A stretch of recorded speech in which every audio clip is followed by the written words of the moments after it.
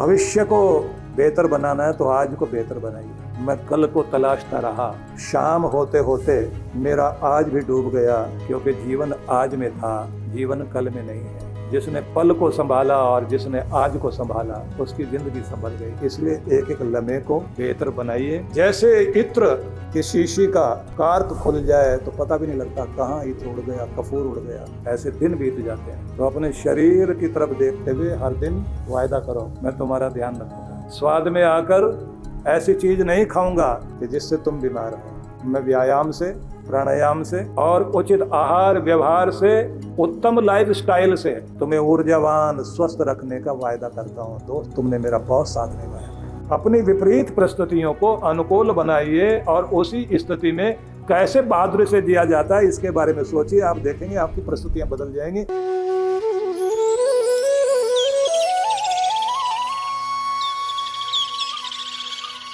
मैं भाग्यशाली हूँ, ठीक है, इतने सारे उतार चढ़ाव आए तो किसके जीवन में नहीं आए, फिर भी काम चल रहा है ना, रास्ता बन रहा है ना, निकलता जा रहा हो ना, दिक्कतों से बाहर आ रहा हो ना, भगवान की दया हुई है ना। अब तक तो संभला ही है। जिसने आज तक संभाला आगे भी संभालेगा, जिसने अब तक दिया है वो आगे भी देगा। भरोसा है मुझे उसका और मैं उसके सहारे से हर दिन आगे बढ़ रहा हूँ। तो भरोसा करिए। अगली बात, भगवान कहते हैं ना, सिद्धय सिद्धयो समो भूत्वा, सफलता और असफलता में सम हो जाना, हार जीत में अपने आप को संभाल लेना, अपना बैलेंस बनाने में पीछे मत हटना। तो हर दिन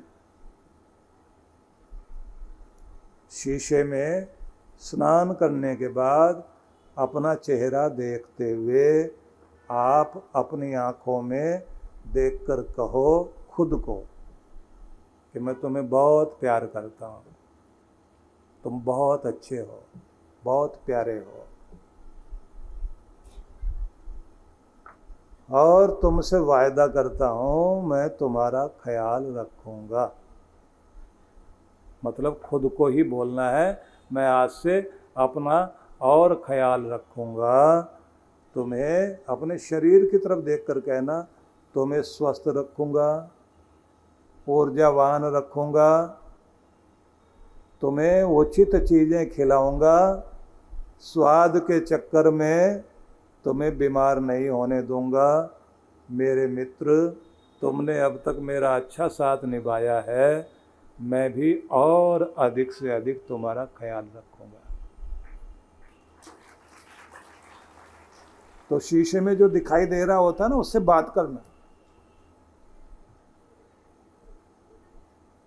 नहीं तो ये घुटने बोलने लग जाएंगे, बहुत साथ दिया दोस्त अब नहीं देंगे, तूने तो बहुत हमारे साथ जाती की, अब घसीट के चल और देख अपनी चाल बेढंगी, ठुमका लगाता हुआ चलेगा। तो ध्यान तो रखना पड़ेगा ना। कमर झुका के चल रहा है एक व्यक्ति दशहरे के दिन और बच्चे धनुष बाण लेके खेल रहे थे, तो लंबा सा आदमी कमर झुकी हुई, तो एक बच्चा दौड़ता हुआ आया और आके कहता, बाबा ये कमान कितने में ली है? वो जो कमर झुकी हुई थी, बाबा ये कमान कितने में ली है? बोले बेटा फ्री में ली है, एक दिन तुझे भी मिलेगी, ले लेना। मिलनी तो है ना। तो यदि अपना अभी से ध्यान रखोगे बात बनेगी। झुका हुआ जा रहा है बुजुर्ग आदमी और गर्दन भी ऐसे, हाथ ऐसे करके चल रहा है नीचे देखता हुआ। बच्चे जवान मजाक उड़ाते हैं बूढ़े लोगों का। एक ने पूछ लिया, बाबा कोई रुपया खो गया क्या तुम्हारा जो ऐसे ऐसे करते हुए जा रहे हो? बोले हाँ बेटा, मेरी जवानी खो गई इन्हीं गलियों में चलते चलते, उसे ढूंढता घूम रहा हूँ। उस समय अपना ध्यान रख लेता तो ऐसी हालत ना होती। एक दिन तेरे साथ भी होगा, कोशिश करना तेरी ऐसी दशा ना हो। अपनी सेहत को संभालना, अपनी जिंदगी को संभालना। लेकिन समझता कौन है? जैसे इत्र की शीशी का कार्क खुल जाए तो पता भी नहीं लगता कहाँ इत्र उड़ गया, कपूर उड़ गया। ऐसे दिन बीत जाते हैं। तो अपने शरीर की तरफ देखते हुए हर दिन वायदा करो, मैं तुम्हारा ध्यान रखूंगा। स्वाद में आकर ऐसी चीज नहीं खाऊंगा कि जिससे तुम बीमार हो। मैं व्यायाम से, प्राणायाम से और उचित आहार व्यवहार से, उत्तम लाइफस्टाइल से तुम्हें ऊर्जावान स्वस्थ रखने का वायदा करता हूं। दोस्त, तुमने मेरा बहुत साथ निभाया। तो बोलना, सवेरे सवेरे खुद को देखकर, ये नहीं उसे देखते ही क्या हाल बना रखा, कुछ लेते क्यों नहीं। हाल तो सबका ऐसे ही रहता है ना। दूसरी बात, अपनी आंखों में प्यार से देखना और कहना, परमात्मा ने तुम्हें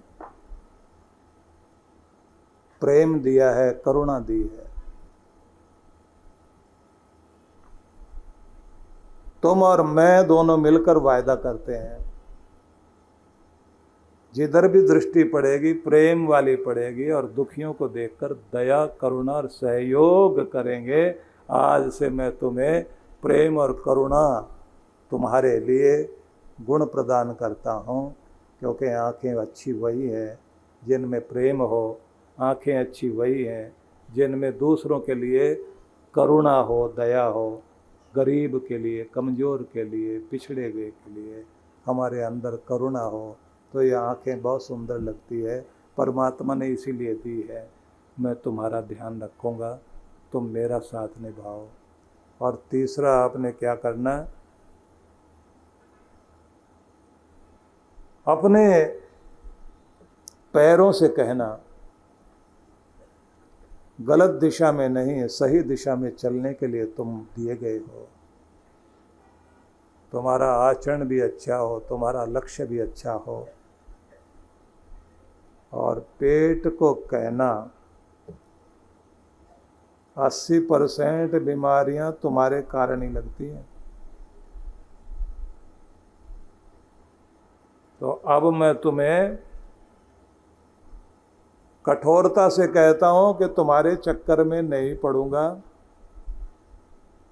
वही खाऊंगा जिससे खुशी आए, प्रसन्नता आए। तो अपनी भूख से भी थोड़ा कम खा लिया करें, चलना ज़्यादा जारी रखें। और एक बात और सबको ध्यान में रखना है कि अनुकूल परिस्थितियां आएंगी, इसका इंतजार मत करना।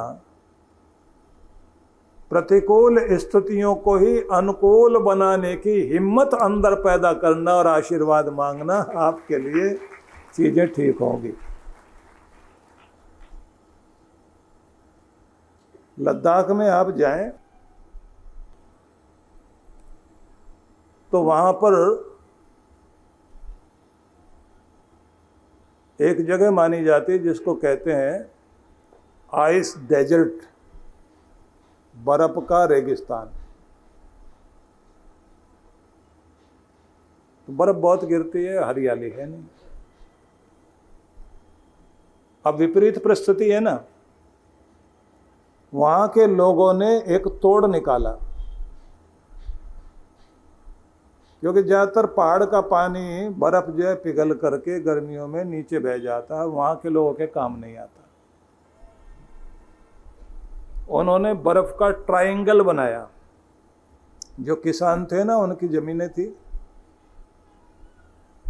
सर्दियों में जब बर्फ गिरे तो उसको वो फावड़े से ले करके और ऐसे जमा करते गए और उसका नाम रख दिया आइस स्तूप, तो वो आइस स्तूपा बोलते हैं वहाँ। तो उसको ऐसे करके उन्होंने बना दिया। उसके साथ बना दी नाली, और नालियां ला करके अपने खेत के साथ जोड़ दी। अब जैसे मौसम बदलता है और गर्मी पड़ती है तो वो बर्फ पिघलना शुरू होता है, और जितना उनको पानी की जरूरत है उतना वो पिघल करके नाली में से हो करके उनके खेतों में आता है। और वहाँ जो है ना, जब आपके यहाँ मटर नहीं होती, उधर से मटर आ रही है। उधर से एक जगह नीची है, हम साधना काल में गए तो वहाँ काला जीरा होता है, और भी बहुत सारी चीज़ें होती हैं। तो उस मौसम में जब चीज़ें इधर नहीं मिलती, वो वहाँ से आती हैं, और वहाँ के किसानों को फ़ायदा हो गया। तो उससे पहले वो बेचारे दिक्कत में हुआ करते थे कि यहाँ हम काम कैसे करें। तो जो चीज़ बर्फ उनके लिए मुसीबत थी, उसी को उन्होंने अपनी ताकत बना ली। बस यही एक गुण चाहिए आपको कि विपरीत चीजों को कैसे अच्छा बनाया जाता है। एक महिला जिसके पति नहीं रहे और एक बेटा था वो भी नहीं रहा, बेचारी अपने दिन बहुत दुख में बिता रही थी। पति जब गए छोड़कर दुनिया से तो कर्जा भी था सिर पर, जमीन जायदाद मकान वगैरह सब चला गया। एक पुराना मकान था शहर में, और वो भी छोटा सा, उसमें रह रही थी। तो उसने देखा कि भाई रोते रोते जिंदगी काटना तो समझदारी नहीं है। पति कहते थे कि मुझे और तो किसी चीज़ का दुख नहीं, बस एक ही दुख है, तो संवेदनशील बहुत है, बहुत इमोशनल है, मैं नहीं रहा तो तू रोते रोते रह जाएगी और मेरी आत्मा को भी चैन नहीं मिलेगी। मैं चाहता हूँ सब कोई अपने बच्चों के लिए, पत्नी के लिए एक ही चीज़ चाहता है कि वो खुश रहें। अब वो सोचे मैं करूँ क्या। तो उसको ध्यान में आया कि मेरे पति कहते थे तू खाना बहुत बढ़िया बनाती है।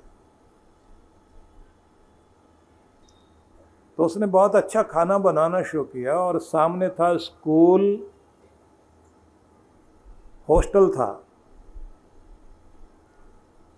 तो वहाँ कमर्शियल कोर्स के लिए भी बच्चे आते थे, रहते थे। तो इस महिला ने बाहर अपने हाथ से लिखकर एक छोटा सा बोर्ड लगा दिया, यदि आप अपने घर के खाने के लिए तरस रहे हैं तो यहाँ टिफ़िन बुक किए जाते हैं। अब बच्चे आने लग गए, खा के देखा खाना बहुत अच्छा। अब खाना इतना डिमांड हो गई कि उसके पास उन्हें हेल्पर रखना पड़ा। एक दो हेल्पर, रेसिपी उनकी, बनाने वाले मिल गए, और फिर और जगह से भी, ऑफिस वगैरह से भी डिमांड आने लग गई। अब जो घर में कमी दिखाई देती थी, अब पैसा भी आ गया, सारा दिन बिजी रहती है। बीमार रहने वाली फिर ठीक भी होने लग गई। अब उसने महिलाओं को इकट्ठा करके उनको भी सिखाना शुरू कर दिया कि रोते रहने से कोई भी चीज़ें ठीक नहीं होती, हिम्मत करनी पड़ेगी। पता नहीं आगे मैं भी रहूँगी ना रहूँगी, लेकिन तुम लोग तो कुछ करो। किसी से मसाले कुटवाए, किसी को कोई और काम। अपनी विपरीत परिस्थितियों को अनुकूल बनाइए, और उसी स्थिति में कैसे बहादुरी से जिया जाता है इसके बारे में सोचिए। आप देखेंगे आपकी परिस्थितियां बदल जाएंगी। हर आदमी में कोई ना कोई गुण होता है।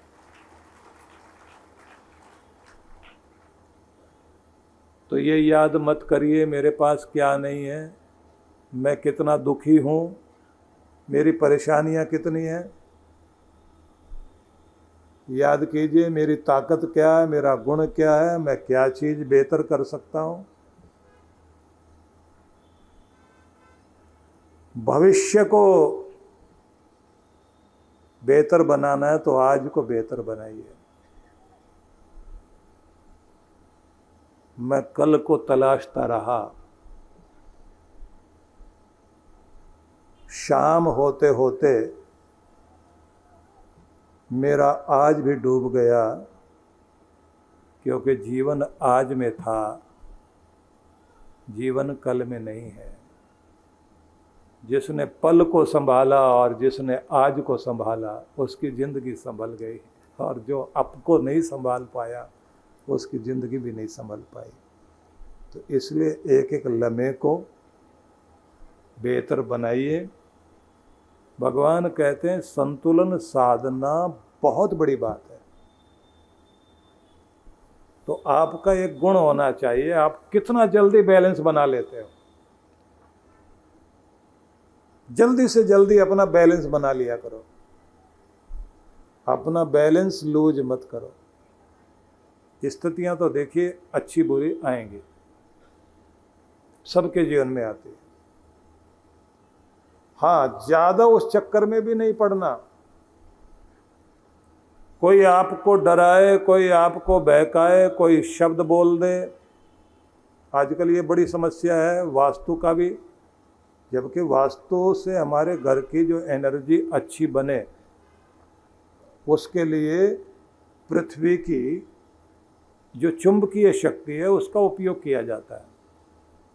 और घर के अंदर अगर आप पाठ पूजा करते हैं, मंत्र पाठ करते हैं, अच्छी ध्वनियाँ आपके घर में आती हैं, तो अगर वास्तु गड़बड़ भी है तो भी ठीक हो जाएगा।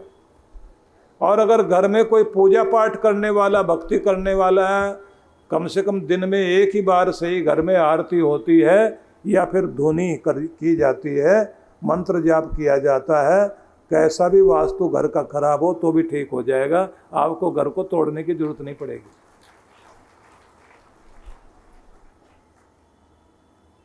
और अगर आप निराश रहने लग गए